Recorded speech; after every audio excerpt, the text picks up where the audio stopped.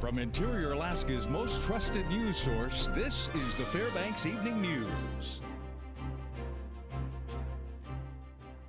Good evening and thanks for joining us. I'm Stephanie Woodard. Daryl Clark has the evening off. Our top story tonight, no bail for the Fairbanks teenager indicted on multiple charges in connection to a fire that killed 2 people in January. 18-year-old Connor Groppel is facing 1 count of murder in the first degree, 3 counts of murder in the second degree, manslaughter, arson, and 6 other charges for the Garrity Street fire that also displaced nearly 50 residents. An indictment handed down from a grand jury yesterday reads that Groppel, quote, knowingly engaged in conduct that resulted in the death of another person, further stating he showed, quote, extreme indifference to the value of human life. Groppel was injured in the January fire and flown to Seattle for treatment shortly after. Today in Fairbanks District Court, Groppel was asked by the judge if he had anything to say regarding his bail. Can you make it affordable? Well, sir, the presumption against bail does apply, and I've heard no evidence to overcome that presumption today, and it was also set per the arrest warrant by a superior court. So it will continue on no bail status, sir. But once you have a lawyer, if you want to have a bail hearing, that's usually the best way to handle things. Have your lawyer request a hearing, and your lawyer can present evidence to the court in an attempt to overcome that presumption. Do you have any questions about that, sir? What was the point of asking you what I thought about bail? Because you're given an opportunity to speak. To celebrate the 238th birthday of the United States of America, Pioneer Park held their annual Independence Day celebration. They invited the public to honor our military servicemen and women. Reporter Ryan Grimes has that story. Today, hundreds of people visited Pioneer Park from places near and far to help celebrate Independence Day. Before the real ceremony began from atop the SS Nenana, skilled musicians and soldiers from the 9th Army Band played patriotic music for the crowd.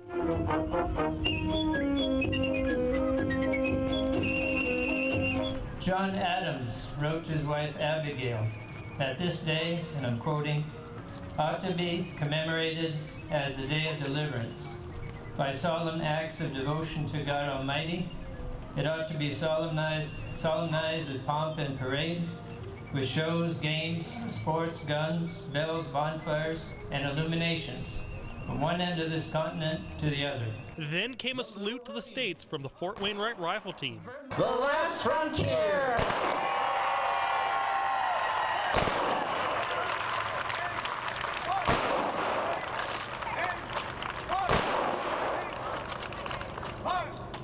Pioneer Park hosts an Independence Day celebration annually for people to enjoy, and usually planes from Eielson Air Force Base host a flyby during the official ceremony. This year, they could not be there, but by chance, an eagle flying circles over Pioneer Park wowed the crowd in Eielson instead. Well, it was perfect timing. It came over right in the middle of the speeches talking about Independence Day and our first independence, and it's circling around, and it was really fun to watch people start looking up and noticing it and pointing and getting all excited. So that was a really neat, you couldn't have planned it better, really. I was wondering if they'd somehow had that on cue, but that was pretty special to have a bald eagle flying over right in the middle of the ceremony. Well, I think first of all, there is some importance in relaxing, enjoying, spending some time with your family, much like people do. But I do think it is important to think about history, where we've been. Right? It didn't come free. It came with a lot of cost and sacrifice from the early Continental Army, like I talked about, and certainly a great number of folks that have sacrificed over the years to maintain that freedom. So I wouldn't want to belabor on the sad things about it, but I think it's important to think about those folks and what they died for here in America, but also in places overseas as well. The fact that I can celebrate these freedoms, I can come to Pioneer Park, I can partake in this ceremony, it's those freedoms that I would encourage everyone to celebrate today on our Independence Day. This is Ryan Grimes reporting for News Center 11. All right, when we come back, more of the 4th of July festivities held around the interior. Also, we have your weekly gardening tips. Stay with us. Welcome back. Folks were in the festive spirit with the North Pole Independence Day Summerfest today. The celebration of our country's freedom ran from 10 to 5, and as Jamie Schwartzwald reports, it began with a message from Santa. Merry Christmas and have a happy 4th of July. North Pole is a town known to celebrate Christmas year-round, but it's pretty good at celebrating Independence Day as well. The North Pole 4th of July parade rolled through the streets in red, white, and blue fashion. The theme this year, American-made, Alaska-grown. Clad in Alaska-grown shirts, the 4-H Tanana District and the Alaska Farm Bureau's float claimed a coveted Best in Theme award.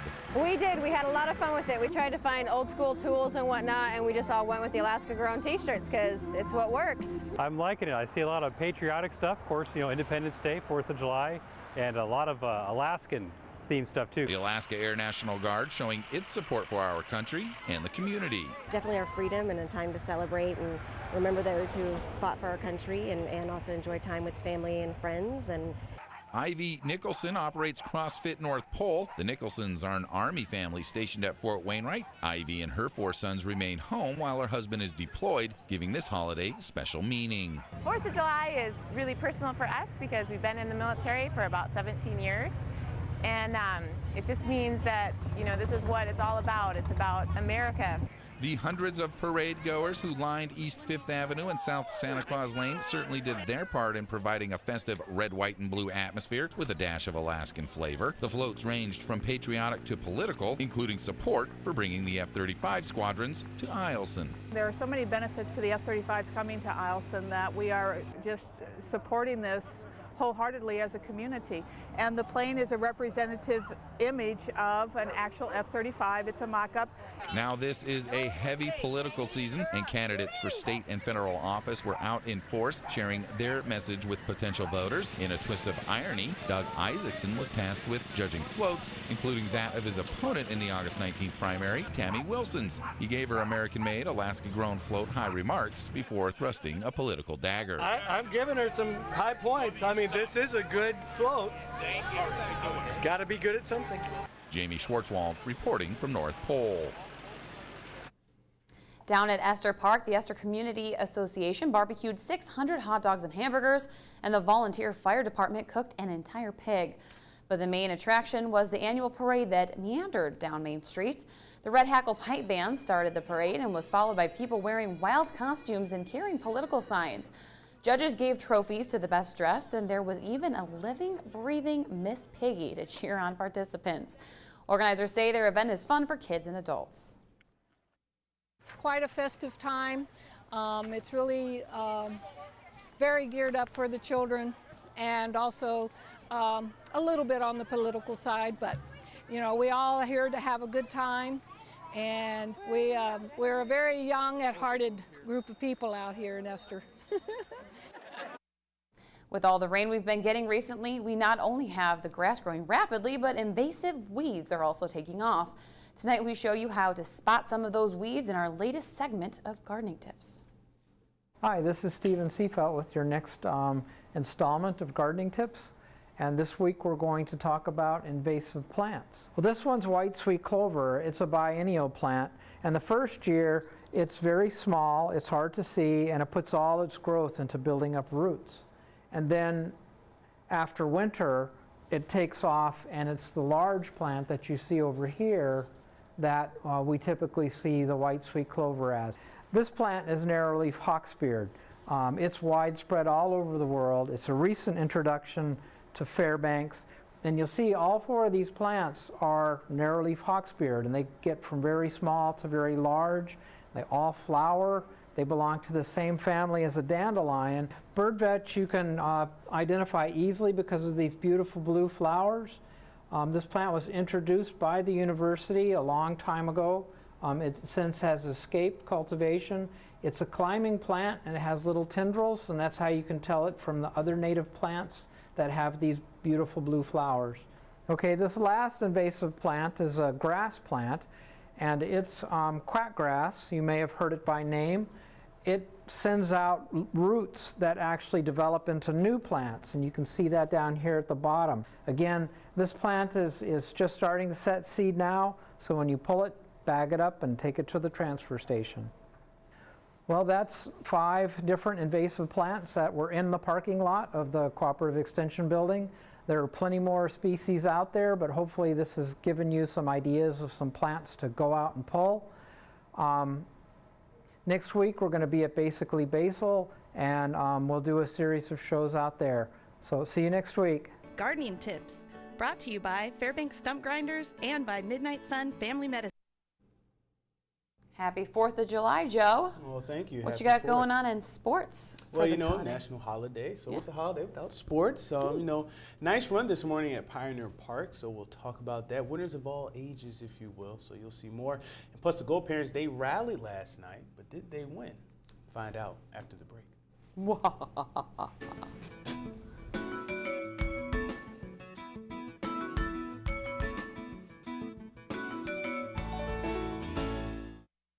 Happy 4th of July, Interior sports fans. Joe Cook here in the sports seat with some Independence Day sports action. We start with the headline event on the 4th of July in the Interior, the Independence Day Run. The 5K race is in its 29th year, and it was at Pioneer Park this morning at 10 o'clock. The race route had some twists and turns as runners came around the Carlson Center, the Arco baseball field, and the dog park. People showing their patriotism. After the first mile, though, Miko Sayer established himself as the man to catch. Andrew Bishop, he kept him in sight, as did Tommy DeHill, but Sayer kept this one out of reach, passing the field on the way back to the finish line. Sayer, the West Valley Cross Country product, who is now a cyclist for Western Washington University's club team, crossed the finish line in 17 minutes, 54 seconds. Tommy DeHill, at age 48, made his move on the back end of the 5K to take second in 18:58.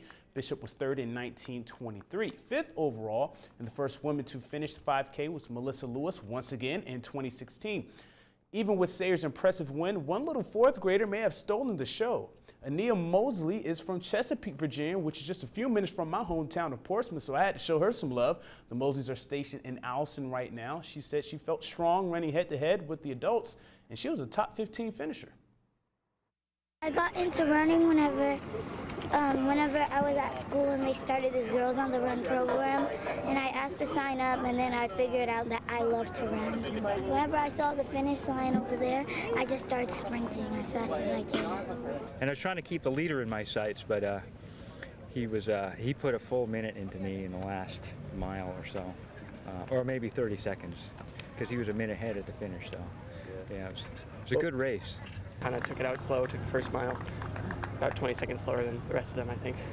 And then I kind of picked it up in the back stretch and kind of ran for the rest of it. I think it's one of the best ways to enjoy Independence Day, is get out in the sun and go work out. And last night, the Alaska Gold Panthers came back in the 9th inning to clinch the series against the Anchorage Bucks. The Panthers were down 3-0, but it was tied 4-4 going to the 9th inning, where Alaska got 2 runs and held the Bucks to just 1 in the final frame. They held on for a 6-5 win. 23 total hits in this game. Von Bozo-Bozoian led the Panthers, going 3 for 4 with the game-winning 2-1 swing that went yard in the 9th. Mike Whelan had 2 ribbies and 2 doubles as well. Alaska wins the series 3-2 for their first ABL series victory of the summer. The Panthers are 13-5 overall and 3-4 in the ABL. The Bucks are 16-8, and they are still the American League leaders at 10-6. Next, they play the Alaska Gold Panthers at the Chugiak Chinooks today in a doubleheader. We'll have results for those games tomorrow. And last night on the farthest north racetrack in North Pole was Military Appreciation Night. The North Pole Speedway teamed up with Stanley Nissan in their Salute to America. The Stanley Nissan pace car out there on the track. Thursday night's racing featured dual main events. One of the main events was a makeup race from previously rained out Thursday night race. Jody Little channeled his inner Jeff Gordon as Little in the 24 DuPont Bandolero won both the main events last night for the sweep.